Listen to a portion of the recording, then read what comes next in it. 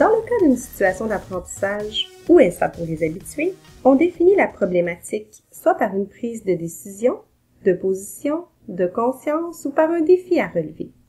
Si vous ne pouvez pas classer votre problématique dans une de ces 4 catégories, c'est probablement pas une problématique au sens où on l'entend. Une façon simple de vérifier s'il s'agit d'une problématique ou non est de vous poser la question suivante. Est-ce qu'il existe plusieurs bonnes réponses ou plusieurs bonnes façons de s'y rendre? Si oui, vous êtes sur la bonne voie. Mais, quelle est la différence entre une mise en contexte, une problématique et une production finale?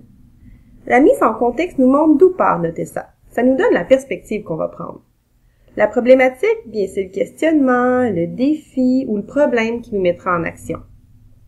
Et la production finale, elle, bien, c'est ce qui est attendu de nous ou, si vous préférez, le but ou le résultat au bout de cette séquence d'action. Une façon terre à terre de définir la problématique est d'imaginer l'écart entre où vous êtes et où vous voulez être. Par exemple, vous êtes enseignant, un bon leader et vous voulez devenir directeur adjoint. J'ai un autre exemple pour vous. Prenons Isabelle. Elle veut améliorer son cardio et elle a été inspirée par sa tante qui a vaincu le cancer du sein. Elle souhaite donc promouvoir la Société de recherche sur le cancer.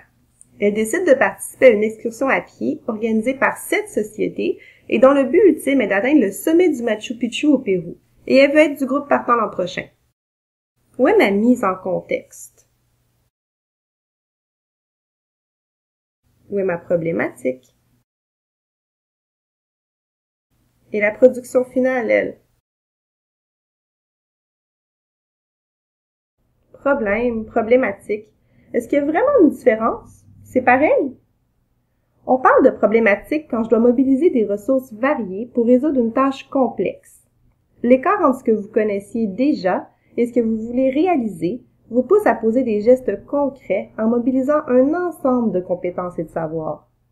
La problématique donne un sens aux tâches à réaliser. Voici quelques problématiques possibles en classe. Comment je vais faire pour me positionner sur un enjeu d'actualité? Comment je vais m'y prendre pour concevoir un menu santé et équilibré? Mais maintenant, pourquoi utiliser les essais en classe?